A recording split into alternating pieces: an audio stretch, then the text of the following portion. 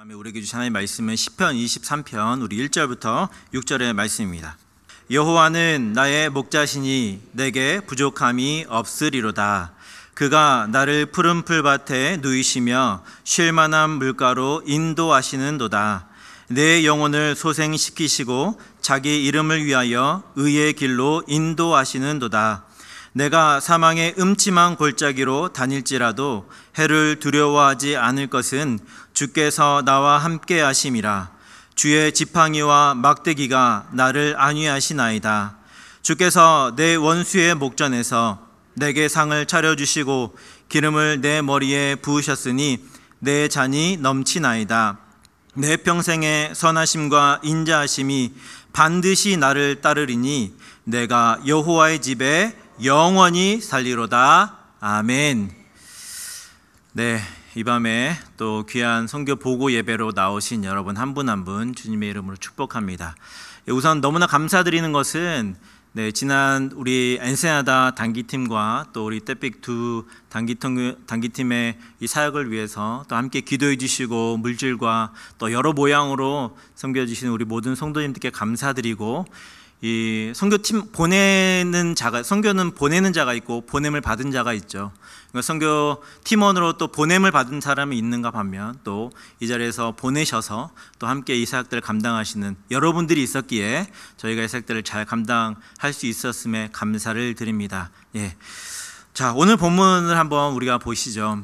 시편 23편, 우리가 너무나 잘 아는 말씀, 저희가 너무나 사랑하는 말씀이죠. 여호와는 나의 목자시니라고 이렇게 시작되는 이 말씀은 아마도 기독교 역사상 가장 유명하면서 또 많은 사람들의 사랑을 받는 그런 말씀이라고 생각이 됩니다.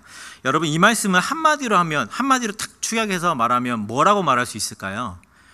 이 시편 23편 하나를 통으로 해서 뭐라고 이렇게 한마디로 압축하면 좋을까? 제가 곰곰이 생각을 해보았는데 제가 이렇게 한마디로 정리하면 좋겠다는 생각이 들었습니다. 좋으신 하나님.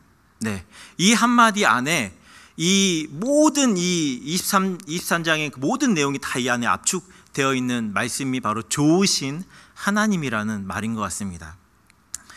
시편 23편은 여호와 하나님이 얼마나 좋으신 분이신지 우리에게 아주 정확하게 그리고 아주 실제적으로 말씀을 해주고 있죠.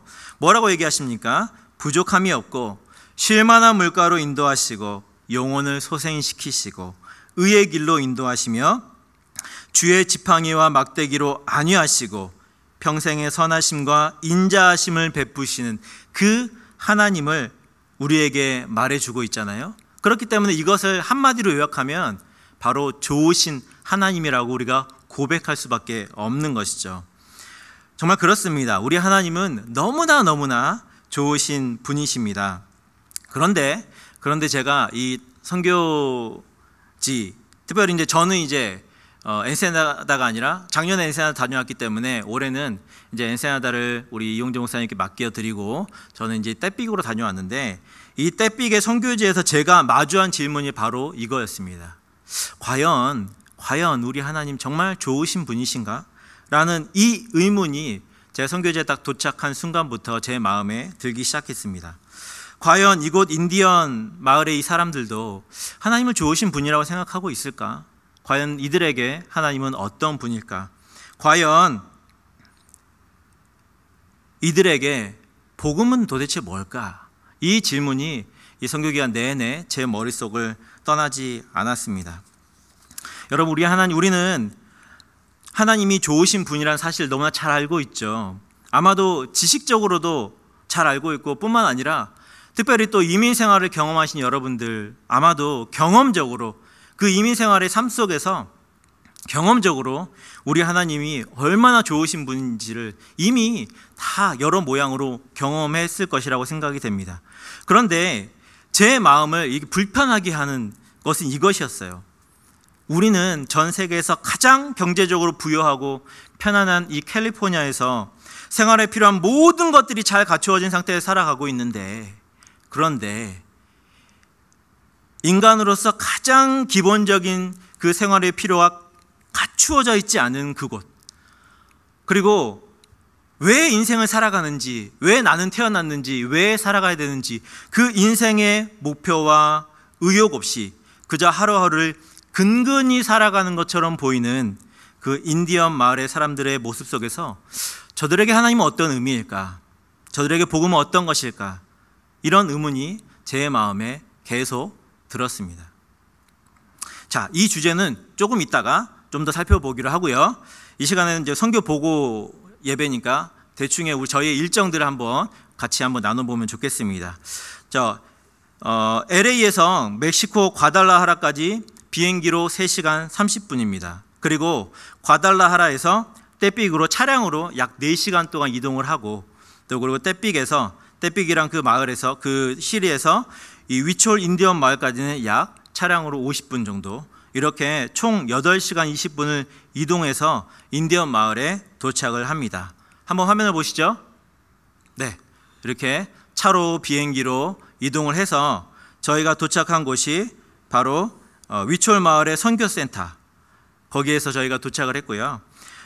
저희가 도착했을 때 이제 현지 목사님 가정에서 저희를 환대를 해주셨고, 동시에 정말 찌는 듯한 더위가 저희를 맞이했습니다. 차문을 딱 열고 나가는데, 여러분 아시죠? 드라이어가 확 몰아닥치는 그런 느낌? 그런 느낌을 이제 받았습니다. 저희가 이제 선교지에 도착을 해서 이 단기 팀원들은 이제 짐을 풀고 이제 3일간의 BBS를 준비하기 시작합니다. 다음 화면을 보시면, 저희가 이제 3일 동안 사역이 뭐였냐면 우리 아이들의 BBS를 그곳에 진행하는 것이었습니다. 그래서 벽과 모든 것들이 다 아직은 이제 시멘트로 이렇게 되어져 있는 삭막한 그 벽에다가 알록달록하게 장식을 하고 BBS를 진행하기 위해서 열심히 준비를 했습니다. 굉장히 더운 날씨에 땀을 비 오듯이 흘리면서 선교센터 그 내부를 꾸미고, 또 아이들에게 줄 선물을 준비를 하고, 또 함께하는 우리 자녀들은 BBS 찬양과 율동을 준비하면서 인디언 마을 그 아이들이 오기를 이렇게 맞이할 준비를 우리가 했습니다. 이제 BBS를 이제 진행을 저희가 했는데, 아이들이 점점점 모여들어요. 이제 음악을 틀어놓고 이제 찬양을 시작하면 아이들이 하나 둘 모여들기 시작합니다. 인디언 마을은 시계가 없어요. 시간관념이 없죠. 그렇기 때문에 그 아이들을 어떻게 모으냐면, 큰 소리로 음악을 틀으면 아이들이 저기서 뭘 하는구나 하고 이제 달려옵니다. 그렇게 아이들이 오기 시작합니다. 더운 날씨에도 우리 자녀들이 찬양에 맞추어서 열심히 찬양과 율동으로 이 아이들과 함께 예배를 시작합니다. 여러분, 가만히 있어도 땀이 흐르는데 찬양에 맞추어서 율동을 하는, 열심히 정말 최선을 다해서 율동을 하는 우리 자녀들, 정말 대견하고 너무나 기특했습니다. 우리 사무엘 전도사님이 말씀을 전하시고, 또 그리고 선교사님 사모님께서 이제 영어로 된 것을 이제 스페인어로 통역을 해주시면서 그렇게 귀한 생명의 복음을 우리 아이들에게 전합니다. 그렇게 설교 시간이 끝나고 아이들과 이제 만들기 활동을 하고, 또 만들기를 열심히 가르쳐 주고, 어떻게 만들라고 얘기하면 정말 열심히 잘 만들더라고요. 저희가 한 가지 관광한 게 있었는데, 인디언 마을은 그 가내 수공업이라고 하죠. 집에서 이제 그 생활을 위해서 만드는 거가 뭐였냐면, 이 구슬깨기에서 예쁜 그 액세서리 같은 거를 잘 만들더라고요. 그런데 저희가 준비한 게 뭐였냐면 팔찌를 만드는 거였어요. 구슬로 팔찌를 만드는 거. 저희는 이게 굉장히 그 아이들한테 좀 하기 어렵지 않나라고 생각했는데, 생각해 보니까 걔들이 제일 하기 쉬운 거였어요. 왜냐하면 집에서 항상 하는 거니까 이거를. 그래서 아이들이 저희보다 훨씬 예쁘게 잘 만드는 걸 보면서, 우리가 너무 간과했구나라는 생각을 하게 되었습니다. 그렇게 이제 아이들과 만들기 활동을 진행을 하고, 이제 생전 처음으로 아이들과 게임을 합니다. 게임을 진행하는데 보시면 아시겠지만, 여러분, 게임 진행이 쉽지가 않습니다. 아이들한테 줄 서라, 뭐 해라, 팀을 만들고, 그거 하나하나 진행하는 것 자체가 참 쉽지가 않더라고요. 처음에 게임을 진행하는, 어떤 방식으로 어떻게 게임을 하는지 이거를 계속해서 반복해서 알려주고, 첫 번째 게임을 진행을 하고, 두 번째 게임을 하고, 세 번째, 네 번째, 이렇게 게임의 횟수를 진행하면 할수록 정말 아이들, 여러분, 얼마나 영민하고 기특한지, 나중에는 이제 거의 게임이 마무리될 때쯤에는 이 게임이 어떻게 진행되는지 이미 다 파악을 하고, 자기가 어떻게 움직여야 될지를 너무나 빠르게 그것을 이해하고 소화하고, 그 게임에 이렇게 동참하는 것을 보게 되었습니다. 거의 게임의 막바지에 이르러서는 너무 애들이 이 게임에 열중을 하다 보니까 그 열기가 너무 뜨거운 거예요. 그래가지고 그 열기를 조금 이제 식혀줘야 되는 거예요. 그래서 게임이 다 이제 게임의 거의 끝 마무리에 다시금 우리 자녀들이 나와서 함께 신나게 또 찬양을 하고 또 이렇게 BBS를 마무리를 합니다. 그러면 이제 마지막으로 이제 선물과 간식을 줄을 세워서 나누어 주고, 이 아이들이 참 감사한 것은 저희가 이제 조그만 선물하고 간식을 나눠주면 연신 그라시아스 이렇게 얘기하면서 계속 그렇게 감사를 표현하면서 그렇게 이제 그것을 받아서 자기 집으로 돌아가는 것을 그렇게 하면서 이제 사역을 마무리하게 됩니다. 저희가 이 하루의 사역을 끝내고 한 50분 정도를 이제 다시 이제 숙소를 나갑니다. 그 시간에는 비가 오기 시작해요. 수시로 비가 오는, 이제 우기니까 수시로 비가 오는데, 저희가 사역을 끝내고 가는 시간이 한 7시 정도 되다 보니까 캄캄한 그 밤길을 다시금 달려서 50분 정도를 달려서 숙소로 돌아갑니다. 저희 발걸음이 참 3번을 이렇게 돌아가잖아요. 돌아가는 그 발걸음들이 참 감사하고 정말 행복한 시간이었습니다. 비록 몸은 피곤하고 더위에 지쳐있는 몸이지만 돌아가는 저희의 발걸음들은 너무나 감사하고 행복했습니다. 대단한 선물을 주는 것도 아니고 또 말이 소통이 원활하지도 않고 덥고 습한 날씨와 또 그 날씨와 함께 또 버무려진 그 채취, 냄새들, 그리고 폭포수같이 쏟아지는 비와 편하게 앉을 공간조차 없는 그곳이지만 행복해하는 그 아이들의 표정과 또 부족한 우리를 통해서 정말 일하고 계시는 그 하나님을 우리가 바라보면서 느끼면서 정말 행복하게 돌아가는 발걸음이었습니다. 저희가 마지막 날에는 영화를 이제 아이들에게 기독교 영화를 틀어줬는데, 이게 웃기는 것은 한 가지 어려운 점은 영화를 보여주려고 하는데 저 영화를 보여주면 되잖아요. 근데 이게 비가 오기 시작하면 아무 소리가 안 들립니다. 비가 하도 쏟아지니까 위에 비가 지붕을 때리는 소리 때문에 교회 안에는 아무 소리가 안 들릴 정도로 빗소리가 엄청 크거든요. 그래서 저희가 이제 마지막 날에 영화를 보여주려고 하는데 이 비가 오면 안 되잖아요. 그 1시간 반의 시간 동안 비가 오면 안 되니까. 그래서 저희가 비가 오지 않도록, 그 시간 동안만은 비가 오지 않도록 모든 단기 팀원들이 밤을 새서 각자의 자리에서 기도로 그 시간들을 준비했습니다. 참 감사한 것은 영화 보는 내내 비가 오지 않다가 영화가 딱 끝나는과 동시에 갑자기 비가 확 쏟아지기 시작하더라고요. 그것을 보면서 하나님께서 우리의 기도를 신실하게 듣고 계시는구나 라는 것을 저희가 확인하는 시간이었습니다. 그렇게 3일간의 저희가 사역을 마치고 사진을 보시는 것처럼 우리 아이들 약 한 90에서 100명 정도 되는 그 아이들과 함께 우리 단기팀들이 함께 사진을 찍고 모여서 함께 서로 격려하고 사랑을 나누면서 그렇게 사역을 마무리를 했습니다. 앞으로 어떤 열매들이 맺어질지 알 수가 없습니다. 저희는 그저 씨앗을 뿌리고 온 것이죠. 말도 통하지 않고 사실은 저희가 말로 무언가를 전하는 건 참 작았죠.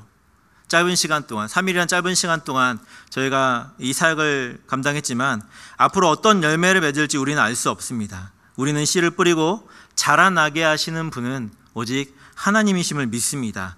아이들의 마음에 뿌려진 복음의 씨앗이 무럭무럭 자라나서 이 인디오 마을이 생명의 복음으로 새롭게 변화되기를 계속적으로 간절히 기도하며 나아가기를 원합니다.